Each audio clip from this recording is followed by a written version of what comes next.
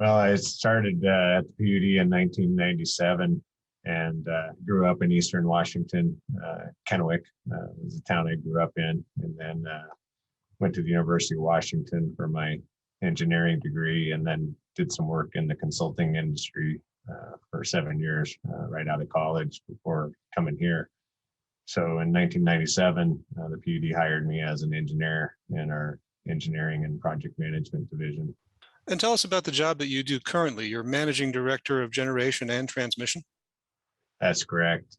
So I manage what we call the bulk electric system, which is the high voltage part of our business, with the dams and the transmission system. So generating the electricity and then transmitting it to the customers. Now, the PUD does a lot of things, but that's what people think of, I believe, when they think of the PUD. Is that accurate?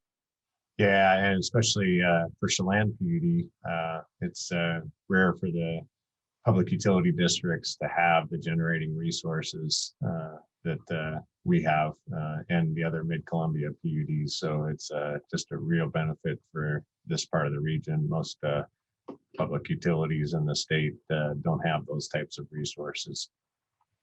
Yeah, as you say, the network is vast and it requires a lot of people to manage. So how many folks are on your team for generation and transmission? It varies. We have some seasonal employees just associated with the fish and wildlife portion of our division, but somewhere between 250 and 300 is about the number of employees in the generation and transmission area. And the full PUD, which you'll now be supervising, is about in the neighborhood of 750 full-time employees. Is that right? Yeah, and then overall with seasonal, we're just over 800. Are there areas of the PUD that you feel like you need to gain familiarity with? I mean, you've been focused in this very important area for some time. So do you feel like there's elements of it that you still need to get your arms around to be an effective GM? Yeah, it's a pretty diversified organization. And so there are areas in the district that I work very closely with, and there's other areas that I don't work so close with.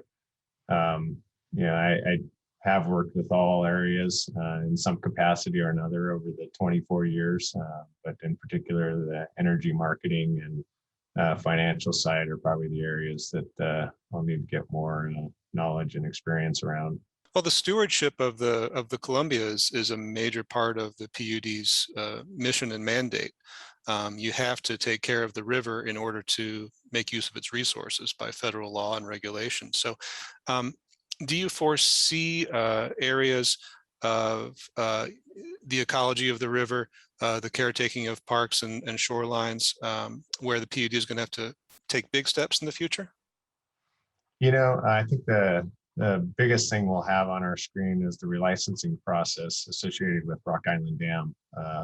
Those licenses come up every 30 to 50 years, depending on the term of the license. And that process does look at all those things you're talking about, the ecology of the river, the fish and wildlife, natural resources side, as well as the generating side and operations and maintenance of the dam. So I see that as our biggest challenge in the next few years is obtaining another license for Rock Island Dam. That would be the third license that we would have for that project. And there'll be an opportunity to work with stakeholders along the way to understand what our stakeholders' interests are in the license going forward for the future.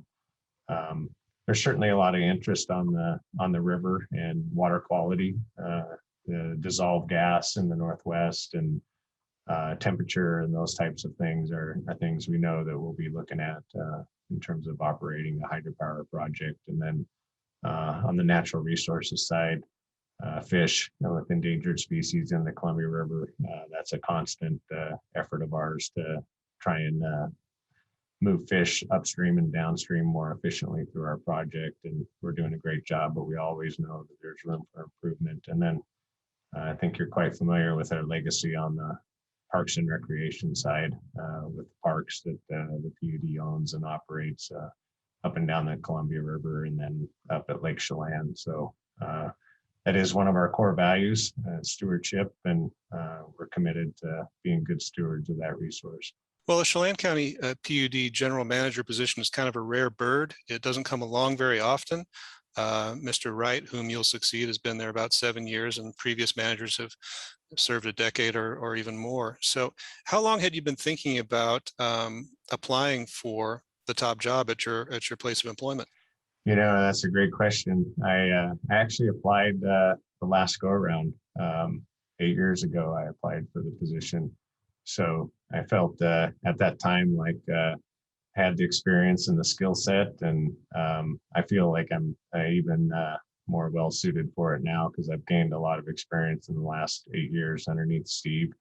He brought a wealth of experience to the utility, and I've had the opportunity to work in a number of capacities here. So it's really been about the last 8 to 10 years that I've thought about that position and having an interest in going after it. Have you identified projects ahead for the PUD that you see as most important, things that are going to take up a lot of your attention in the coming years? Yeah, there's certainly that relicensing effort at Rock Island, but the one that I see us paying a lot of attention to is the interest in the energy from our projects.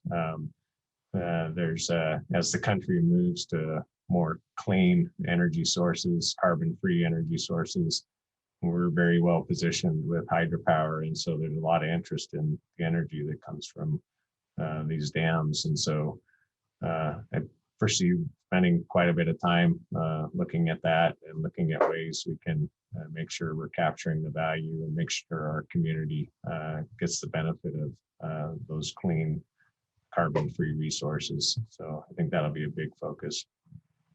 We're right in the middle of a tremendous amount of reinvestment in the hydro power facilities. We're modernizing and rehabilitating the turbines and generators at the dams. And then obviously you can see the facilities reinvestment around the community that we've embarked upon with the new service center in the north part of town. So those will be big projects. I certainly will plan to be spending time on. The Douglas County PUD, for instance, has gotten into the business of industrial hydrogen, producing its own hydrogen for use and for sale. When you talk about greener projects, green investment, do you see the Chelan County PUD moving in that direction, producing things other than hydropower? It's hard to tell at this point in time, but there is a lot of movement on the hydrogen side of things. We're keeping a close eye on that. Certainly comparing notes with others, including Douglas PUD, just to see where that industry is going. It's a little bit early for us to tell whether we're going to move down that path or not. But you're right, and Grant PUD's got memo of understandings looking at some things as well with other companies. So it's certainly a possibility that we're keeping a close eye on. Do you think that to a certain extent, all industries need to be looking at climate change now, and hydropower is really no exception, although people do perceive it as clean power. Do you see steps in the future for the PUD to reduce its own carbon footprint, like say electrification of that very large fleet of vehicles that you have to use to maintain the lines? Are there steps you can take in that direction? Yeah, there certainly are. And we do expect that we'd be looking at some of those things too. In fact, we're looking at the electrification right now in terms of what we might be able to do with our own fleet. Larger equipment becomes a little bit more of a challenge, but we certainly recognize we have parts of our business that we do have opportunities to reduce our carbon footprint on. A lot of people are very interested in rural fiber development and have been for years since fiber optics became part of the PUD's portfolio. There's expansion that's planned for the Entiat Valley, Upper Entiat Valley, I believe, pretty soon. Do you see other areas that need fiber service that you're going to be able to provide in the next couple of years? Yeah, that is a big commitment of ours. It's in our strategic plan through the public harm benefit. We want to make sure that the revenues that we're able to capture go back into the community with services that they value, and fiber optics is one of the ones that, if not the one that we hear the most about, the most interest in. People want broadband and high-speed internet connectivity. And so we have a goal to try and get to 90% of the county in the next 3 years, actually, by 2024. And we've actually had a goal that was further out than that, and we're trying to accelerate it because of the interest there in our community. So certainly committed to that part of our business, and recognize that's a service that our customers really, really enjoy. Is there a summary, Kirk, do you think, about what your philosophy of leadership would be for the PUD? I mean, I assume you've sort of developed your leadership style in the section that you manage now, and that's a big section. So do you think it will translate well to the full PUD, or do you think that there are new ideas that you can adapt and bring to leadership? Yeah, I think that's a great question. Every leader has their unique style and different elements and strengths and weaknesses, and I'm no exception to that. But I guess I would characterize my leadership style as somebody that's very people-oriented. I love working with people, and I love to set high expectations and build team to tackle problems as a team. So I think that's how I would characterize my leadership style, and try to be proactive, try to lead the group that I'm responsible for in a way that's looking to the future, understanding what the challenges are, and to try and be out in front of them, and try and do everything I can to work with a solid team, build a solid team, and encourage employees. You have about 3 months before you officially take on the full-time job. January 1st, I believe, is your transition date. So what do the next 3 months look like? Are you and Mr. Wright coordinating, trading notes, getting ready for the handoff? How do you go about that? Yeah, Steve Wright and I sit right next to each other in the building. So we are coordinating. We just talked yesterday, sharing notes back and forth. He's making sure that I'm aware of assignments that have been made and where they've been made. And I would characterize the next 3 months more than anything for me as going into learning mode. I've been here a long time, 24 years, but I still recognize I have a lot to learn. And 3 months with Steve as well will be an opportunity to learn where his focus and priorities have been. I think I know, I'm working closely with him, but there's a lot of things that happen that we don't always see. So I'll be definitely going in learning mode, talking to employees, just getting to know the commissioners better, getting to know some of the stakeholders and people in the community better. Now, you and your family have raised, I think, 3 children here in the Valley. Tell me a little bit about your family. Where are they all at now? Yeah, I love to talk about my family. My wife and I have been married for 31 years, and we've got 3 adult children now. Our oldest is 25, daughter, and she's in Boise. She's working in the accounting industry. And our next daughter is 22, and she's in Montana, in the Bozeman, Montana area. She just graduated from school in May. We're really proud of her, and she's in the film and photography side of the business, and she really enjoys the outdoors and what that area has to offer. And then our youngest is our son is the youngest. He's 20 years old, and he's studying business at Eastern Washington University.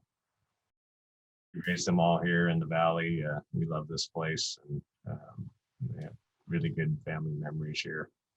Did you email them all with the news or call, or what was their response? Oh, my wife and I called them, let them know what was happening, and they were all really excited. And then we were able to talk to them the other night too. And it's been a real special time as a family. You're a member of Grace City Church, and you're listed as a member of its leadership team. Is that correct? That's correct. How long have you been attending that church? How many years? It's been almost 13 years. Wasn't right when they got started, but it was shortly thereafter. And I guess you've been involved with the building development and so on at their current site? I have been involved in that. It's just been quite special to see that that church go up, the facility that's out there for the community. It's been one of those things that the church has felt really strongly about, is that that facility would be something for the community. Well, a question I have to raise, Mr. Hudson, is that the pastors of Grace City have previously sued to put an end to the governor's mandates concerning COVID-19 public health emergency. And at least one of the pastors that recently encouraged people to protest against mask requirements at the Wenatchee Public Schools.